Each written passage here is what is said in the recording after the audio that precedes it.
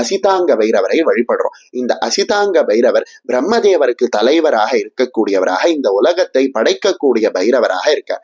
அதனால பிரம்மாவினுடைய சக்தியான பிரம்மானி தேவி தான் இவரோட சக்தியாக கருதப்படுறாங்க.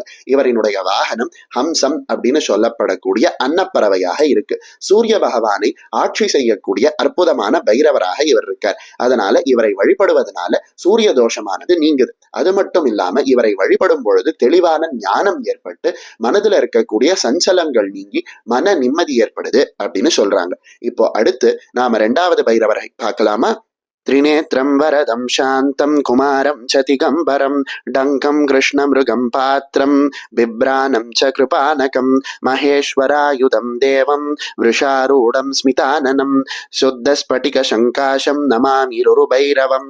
2வது பைரவராக இருக்கக்கூடியவர் ருரு பைரவர். இவர் 3 கண்களை உடையவராகவும் சூலம் டமருகம் போன்ற ஆயுதங்களை தாங்குபவராகவும் ருத்ரனை ஆட்சி செய்யக்கூடியவராகவும் ருத்ரனை படைத்தவராகவும் இருக்கார்.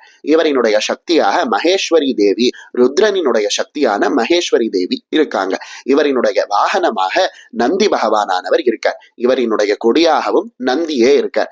இவரை வழிபடுவதனால நம்ம ஜாதகத்தில் இருக்கக்கூடிய சந்திர தோஷமானது நீங்குது. சந்திரனால நமக்கு வரக்கூடிய பலவிதமான இன்னல்களான மன சஞ்சலங்கள் முதலியவை நீங்கி, எதிரிகளால் வரக்கூடிய தொல்லையானது நீங்கி நிம்மதியான வாழ்க்கையை கொடுக்கக்கூடிய ஒரு அற்புதமான பைரவராக இந்த ருரு பைரவரானவர் இருக்கார். இந்த ருரு பைரவரை வழிபடக்கூடிய அற்புதமான ஸ்லோகத்தை நாம இப்ப பார்த்தோம்.